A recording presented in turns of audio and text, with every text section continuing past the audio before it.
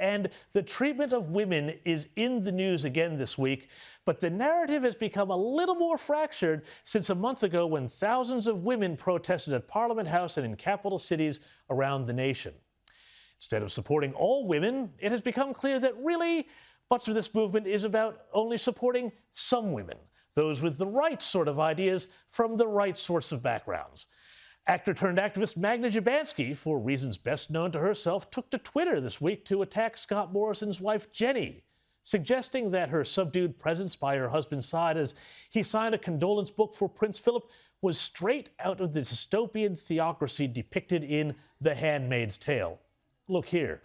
The ABC decided to cut up some of the footage of young women who were brought out for reasons best known to the Navy to perform a twerking dance routine at the launch of the HMAS Supply. Now, again, the ABC has apologized to Governor General David Hurley for cutting up the footage to make it look like he was present, but again, perhaps because the young women of the 101 Doll Squadron weren't the right sort of women, striking blows for the sisterhood, they have not responded to their demands for an apology for what they called upskirting them. In a blistering letter to the ABC, the dance troupe said, quote, "You deliberately shot our crotches from an angle which nobody else saw that were in attendance. Your worldwide public outskirting of the troupe has left us distressed and shamed. And for all your attacks on mainstream media," they said, "you fed them the most unsavory and demeaning images of women, bar none." Our next guest, the Daily Telegraph's own Louise Roberts, has written a brilliant column about all of this and has suggested that the nation's culture has, between attacks on twerking dancers, Jenny Morrison, and even our beloved Bluey, has wound up suffering from a national humor deficit. Louise joins us now. Louise Roberts, thank you so much for coming in today. And I want to ask you this. Do you think that what started off as a noble crusade to improve the treatment of women in this country has now become an entirely fractured and political effort that's really only about defending certain sorts of women? Oh, completely, James, and thanks for having me here tonight. But it's only certain women who align with certain values. So if you're right or conservative right, you're not part of the sort of the witch hunt and the sort of toxic feminist brigade, therefore you're not worth protecting. And Jenny Morrison is a perfect example of that because she's the Prime Minister's wife. She's not aligned to that sort of crazy feminist woke brigade, therefore she's fair game to them.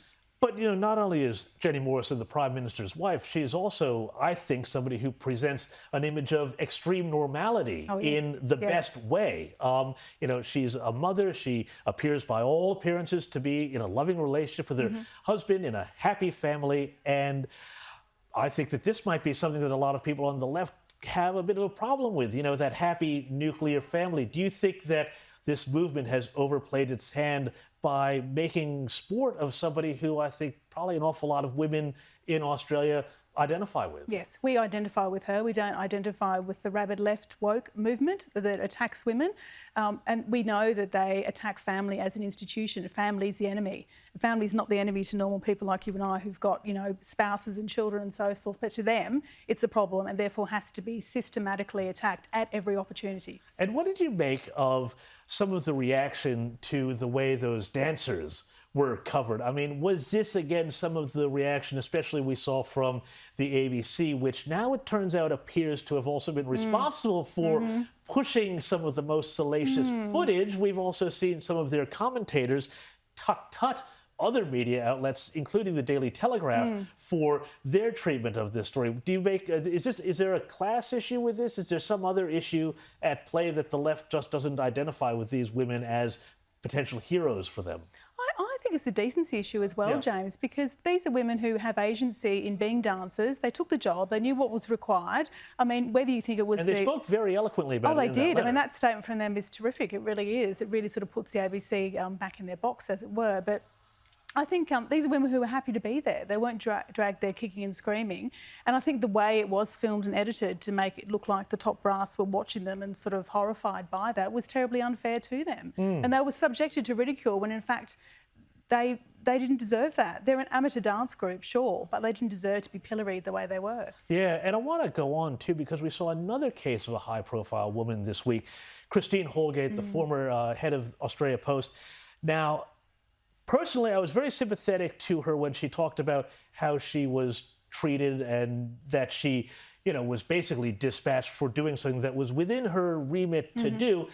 At the same time, I had some issues with the way she also tried to dress up in suffragette white and make this a gender issue. What did you make of it, Louise? I was disappointed that she played the gender card. I think Christine Holgate's bigger than that. I think she's a true leader in the sense that she's not left the bait behind on this issue. She's kept it going and said, look, I was treated badly, I was harassed, I was bullied out of my job. We know eventually she did fall on her sword and resign, which, was probably a bad decision, I think, all round. But she's only doing in that area what is expected in that corporate world, the big salaries, the perks, etc.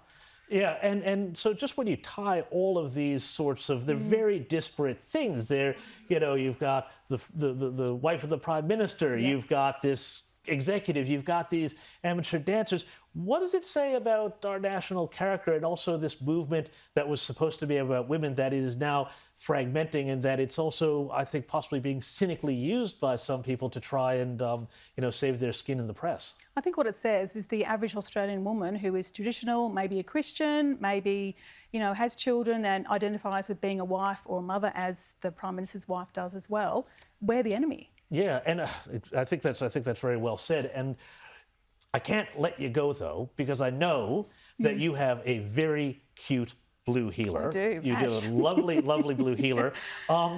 Whereas there was this column today, or this week on the ABC, which was a bit of friendly fire, I think, where Bluey, the hit cartoon show about the lovely family of dogs that is beloved around the world by parents and kids alike, was attacked for not being diverse enough. Louise, the Prime Minister earlier had a few words about this. Let's hear what he had to say on radio in WA.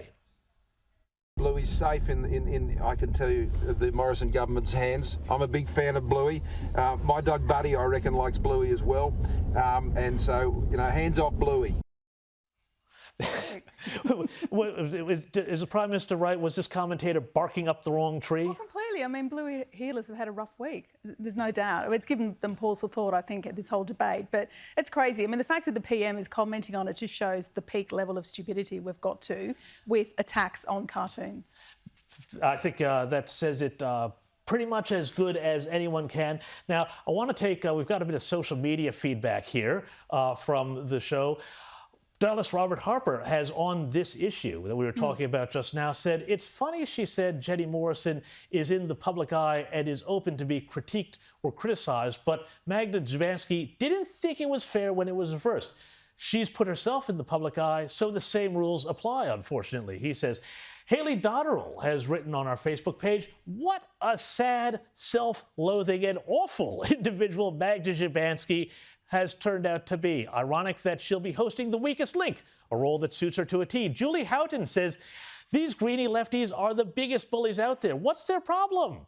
Why are they so bitter and jealous? And Scott Hall has said, these women don't realize they hurt the very cause that they fight for. Wouldn't work for her, with her, want to be near her.